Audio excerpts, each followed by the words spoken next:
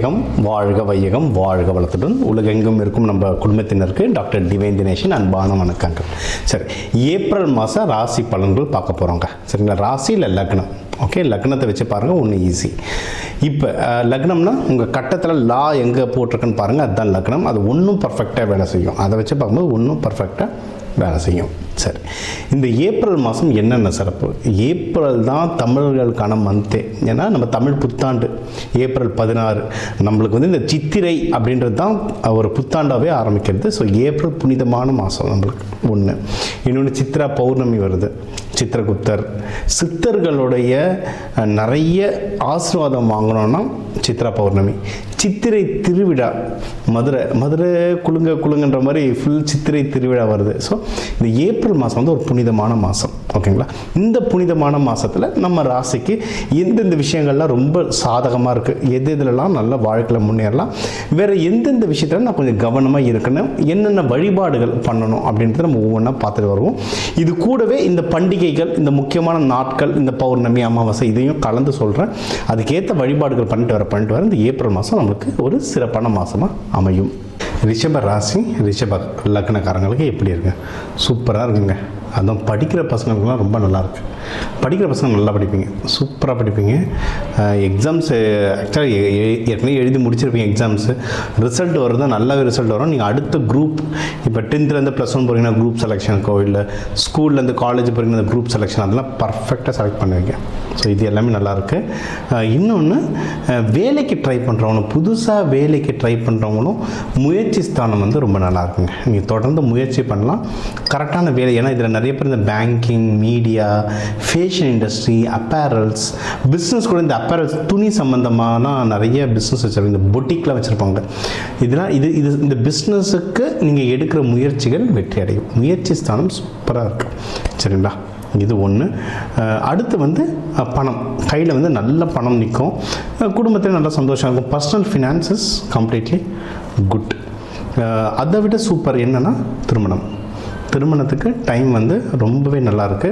அதுவும் சித்திரை மாதம், தமிழ் வருஷப்பருப்பு, சித்திரை திருவிழா வருது.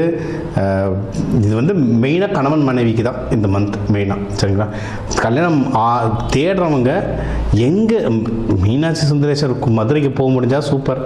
ஆனால் அங்கே நடக்கிற 10 நாள் திருவிழா என்ன கூட்டம் இருக்குன்னு எல்லாருக்கும் தெரியும். செருப்பு கூட திரும்பி வராது, அவ்வளவு கூட்டம் நெரிச்சி எல்லாத்தையும் எடுத்துருவாங்க. என்னன்னா பக்கத்தில் எங்கே சிவன் கோயில் இருக்கோ அங்கே கண்டிப்பாக திருக்கல்யாணம் நடக்கும். சிவன் பார்வதி திருக்கல்யாணத்தை அட்டன் பண்ணுங்க. திருக்கல்யாணத்தை அட்டன் பண்ண கண்டிப்பாக மாறுதல் வரும். சித்திரை திருவிழா அட்டன் பண்ணுங்க, கண்டிப்பாக மாறுதல் வரும்.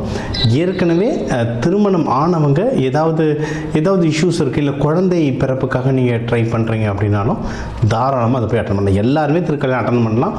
மெயினாக கல்யாணம் ஆக போகிறவங்க, ஆனவங்க ஒத்துமைக்கு, இன்னொன்று குழந்தை பேருக்கு ட்ரை பண்ணுறவங்க, இந்த 3 பேர் அந்த திருக்கல்யாணம் கண்டிப்பாக பார்க்கலாம். ஓகேங்களா, இது ஒன்று.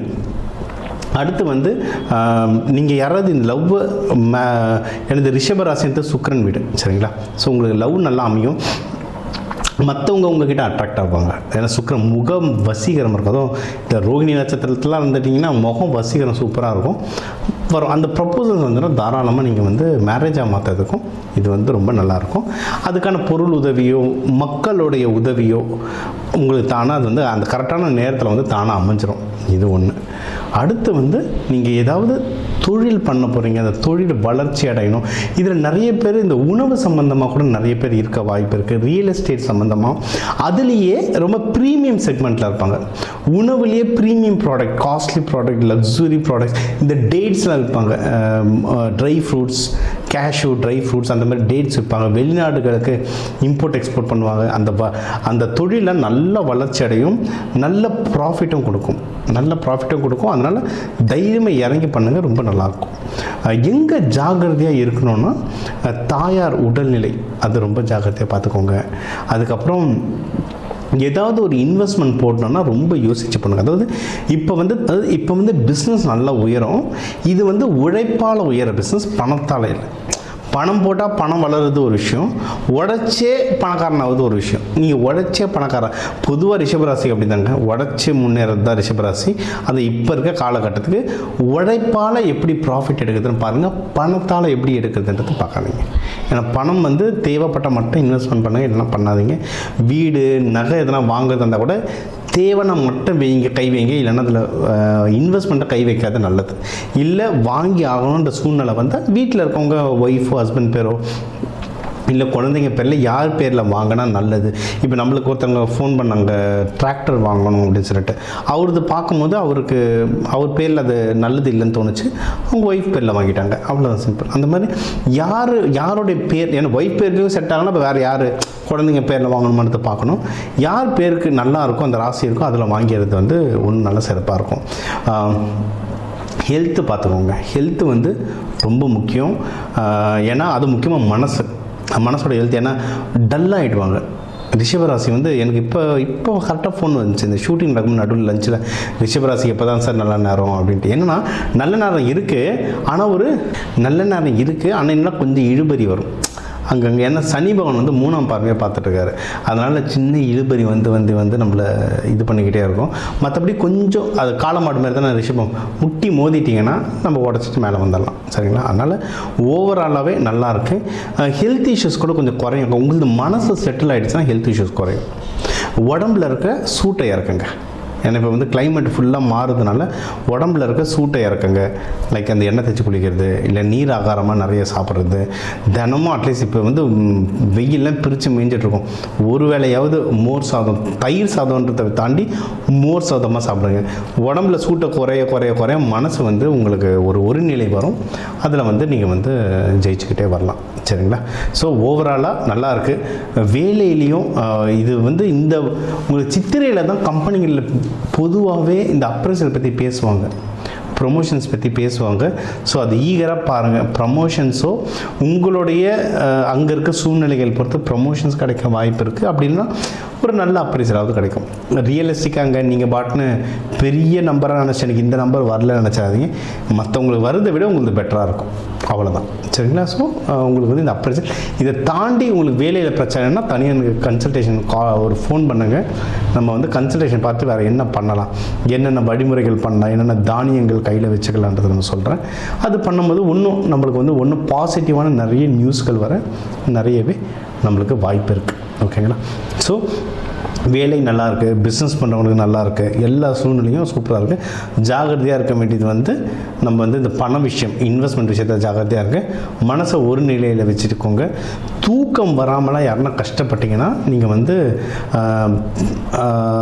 என்ன பண்ணலாம், நீங்கள் தூக்கம்லாம் வராமல் இருந்ததுன்னா நீங்கள் வந்து அருகம்பில் பவுடர் இல்லை அருகம்பில்லை வந்து தலைக்காணிக்கையில் வச்சுக்கலாம். நீங்கள் பிள்ளையாருக்கு வச்சதை விட நார்மலாக அருகம்பில் நீங்கள் கோவிலில் வாங்கி நீங்கள் சாமிக்கு வைக்காததை எடுத்து நீங்கள் பெட்டு தலைக்காணிக்கையில் வச்சுக்கலாம்.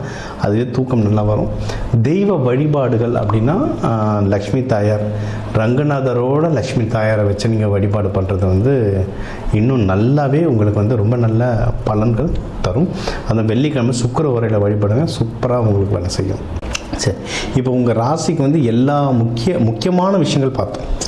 ஓவராலாக எப்படி இருக்கும், கல்யாணம் யாருக்கு, வேலை, மகப்பேறு, கடன் கொடுக்கறது வாங்குறது, தொழில் யாருக்கு அமையும், ஆஃபீஸில் ப்ரொமோஷனுக்கு அமையும், வெளிநாடு போகிறது, உடல் உபாதைகளில் எப்படி சரி பண்ணுறது, என்னென்ன வழிபாடுகள், எந்தெந்த தெய்வங்கள் எந்தெந்த நாளில் வழிபாடு பண்ணுறது, இது எல்லாமே நம்ம வந்து முக்கியமாக ஒரு ஓவராலாக எல்லாத்தையும் நம்ம பார்த்தோம். சூப்பர்.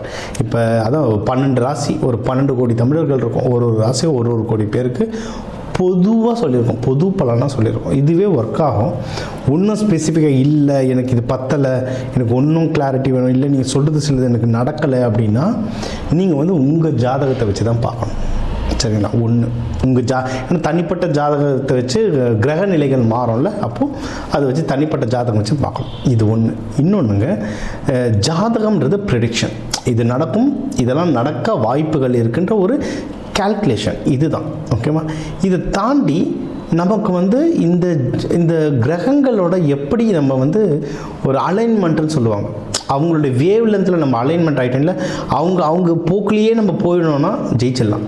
இப்போ சனி பயிற்சி நடக்குதுன்னா அப்போ அந்த சனி தாக்கம் குறைக்கிறதுக்கு என்னென்ன, இப்போ நான் வந்து தெய்வ வழிபாடுகளாக சொல்லியிருக்கேன். ஆனால் இதை தாண்டி நிறைய இருக்குது. விதைகள், கலர் தெரப்பி, அரோமா தெரப்பி, நறுமணங்களை வச்சு அவ்வளோ விஷயம் நம்ம சாதிக்கலாம். அதனால தான் கோவிலில் சாமிக்கெலாம் பூலாம் கொடுக்குறோம், நறுமணத்துக்கு எது கொடுக்குறோம்? ரொம்ப பெரிய பெரிய ஆளுங்க நிறைய இந்த எசென்ஷியல் ஆயில் தருவாங்க, அரோமா தெரப்பின்னு நறுமணங்களை வச்சு நிறைய மேஜிக் பண்ணலாம். விதைகள், கோவிலில் வந்து ஒரு சாமியை பிரதிஷ்டை, பிராண பிரதிஷ்டம்னு சொல்லுவோம். அந்த சாமியை பிரதிஷ்டை கீழே நவதானியம் கொட்டுவோம். எதுக்கு நவதானியம்? அந்த நவகிரகங்களுடைய சக்தியும் உள்ளே இறங்கும். அப்போ அதை நமக்குள்ளே எப்படி கொண்டு வருது? விதைகள் மூலமாக பயிற்சிகள். கலர், ஒரு கலர், ஒரு கிரகம், எந்த கலரை போட்டால் இப்போ என் கிரகத்துக்கு எது வேலை செய்யும், இந்த மாதிரி விஷயங்களை நிறைய பயிற்சிகளாக சொல்லித்தரேன். எக்கச்சக்க பயிற்சிகளாக சொல்லித்தரோம். அதாவது ஒரு ஜோதிடத்தை நான் கேட்டேன், அவர் கல்யாணம் நடக்கும்னாரு, அவர் சொன்னதுனால நடக்கும்னா அப்படிலாம் நடக்காது. அதுக்கான சாத்தியக்கூறு இருக்குது, அதுக்கான முயற்சி எடுக்கணும். முயற்சி கூட அது நடத்துறதுக்கான சில சப்போர்ட்ஸ் நம்ம எடுத்துக்கணும். இந்த பயிற்சிகள் பண்ணணும், இந்த கோவில்கள் பண்ணணும். கோவில் சாமி ஒன்று கூட இன்னும் சில பயிற்சிகள்லாம் சொல்லுவோம். அதெல்லாம் பண்ண ஒரு இடம் ஏன்னா ஒரு கிரகத்துக்கே எனக்கு சொல்கிறதுக்கு மணிக்கணக்கில் ஆகும். அதனால் எல்லாமே இந்த 8-10 நிமிஷத்துக்குள்ளே அடக்க முடியாது. வேணுன்றவங்க என் நம்பரை கால் பண்ணி உங்களுக்கு கன்சல்டேஷன் எடுத்துக்கோங்க. உங்களுக்கு ஒன்றும் குறிப்பிட்டு சில வழிமுறைகள் சொல்கிறேன். ஒன்றும் குறிப்பிட்ட அட்வான்ஸ்டாக தெய்வ வழிபாடுகள், கையில் என்னென்ன மாதிரி தானியங்கள் கையில் வச்சுக்கலாம், வீடு எந்தெந்த கலரில் இருந்தால் நீங்கள் கேட்குற விஷயங்கள் மாறுன்றதுல வாஸ்து, நியூமராலஜிலாம் கலந்து சொல்கிறேன். இதெல்லாம் நீங்கள் செஞ்சுட்டு வர இந்த ஜோதிடம் இது வந்து இந்த ஆன்மீகத்துக்குரிய கொஞ்சம் அறிவியலையும் கலந்துட்டு வர உங்கள் முயற்சிகள் சேர நீங்கள் கேட்குற எல்லா விஷயமும் எல்லாமே இந்த ஏப்ரல் புத்தாண்டில் அந்த சிவபெருமான பார்வதியை நடத்தி வைக்க டாக்டர் டிவைன் தினேஷன் அன்பான வணக்கங்கள். வாழ்க வளத்துடன்.